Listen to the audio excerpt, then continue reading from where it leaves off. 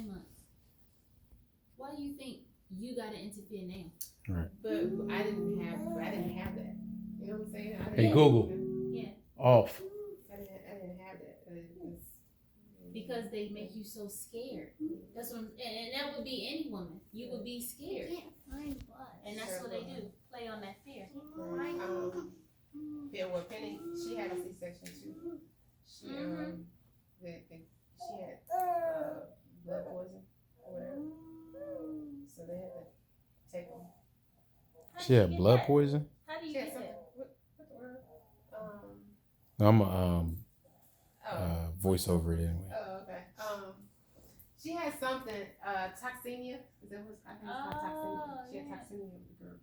So How do you get that? she got that when she got pregnant, or she already had it? I think that's something that happens.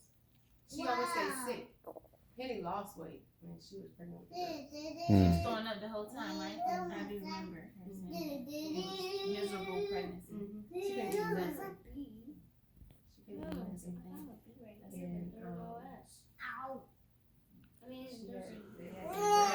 And they were like 2 months.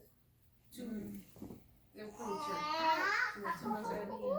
That's how twins do.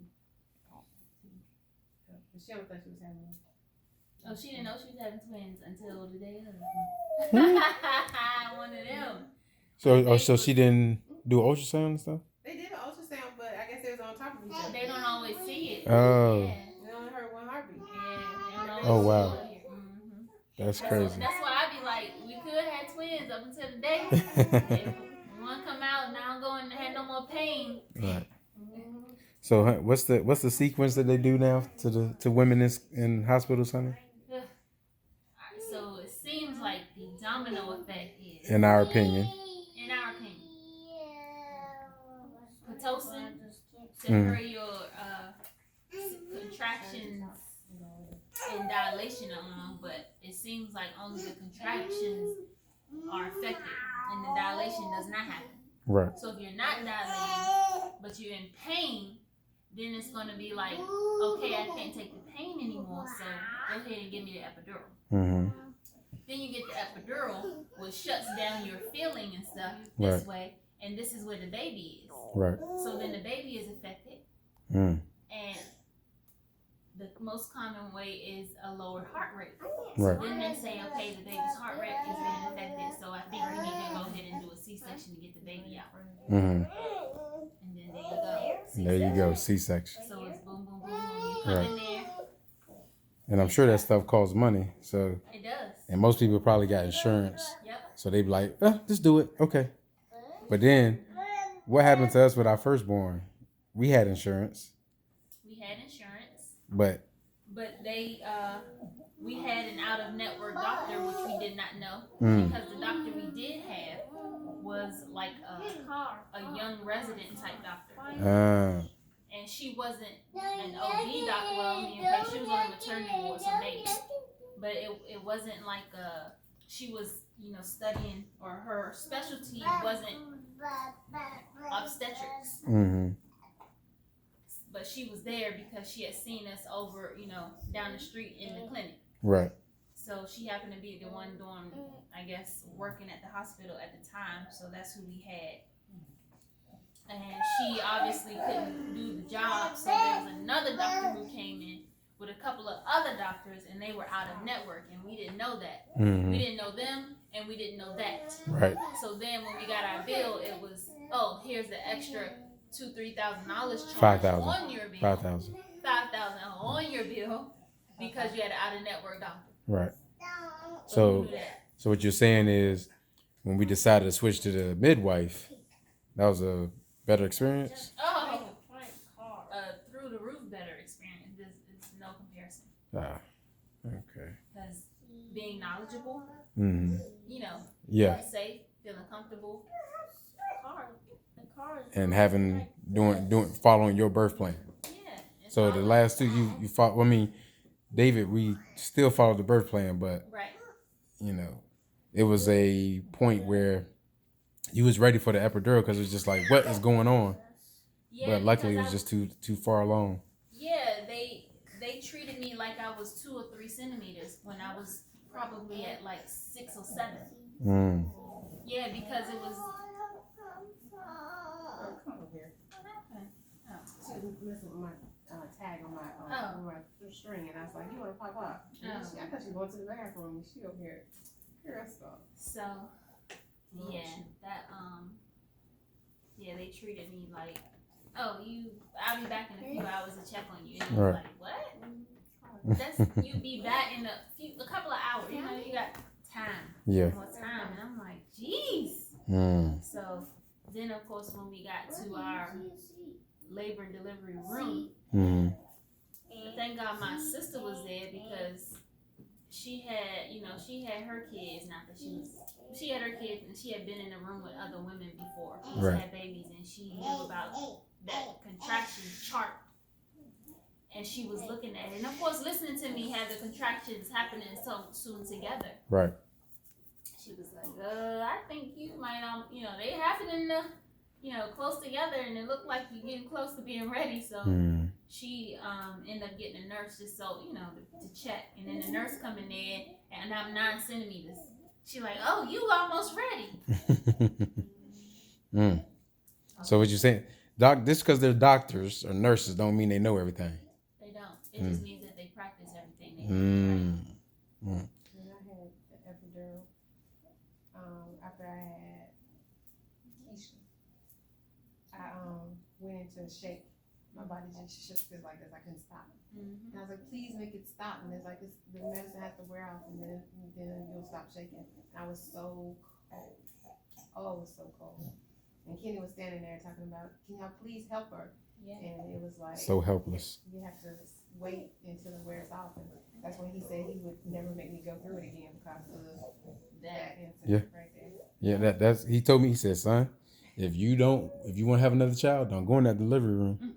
And he was right, because that after having David, I was like, bruh. Because again, my thought process was like, I just feel like killing everybody in here because my wife is in pain. Y'all not really doing nothing. Yeah, we can never go through this again. So, but with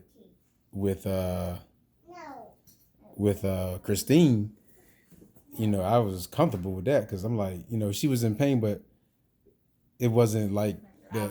Yeah, it wasn't that. It was just, okay, I'm just ready. People here that can't help me. Right. Yeah, and going through that pain, having a midwife and a doula, not so much this is what the doula is for, it's for the pain management. Because we can manage the pain. Right. We just do what we need to do. Just like when you're making the baby, you do the same thing to get the baby out. Right. So when you're making a baby, you're doing your stuff, and to get the baby out, that same motion is what helped me the most. And it was like, wow. It was doing the figure eights and the dips. It helps. Right. To open. Yeah, and then the better thing too is the person that delivered the baby or helped was the person we seen the whole pregnancy. That was the great thing, and you're more comfortable because again, when David came, a lady I first met right here and there in the process, that's not comfortable. So it just has to be. We have to let the ladies of the new age understand and be comfortable with finding a midwife and having your child at home and letting them know it's not scary. So it's not scary, and it's so much better, and you actually get to feel better. Now they have birthing centers and they have midwives in the hospital, and they will do different things. They can let you stand up.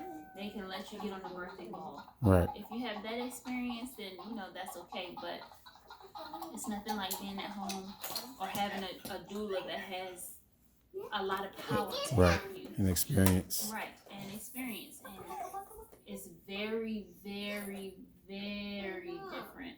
Mm-hmm. It's warm. Yeah. There's love. It's beautiful. It's powerful. Mm-hmm.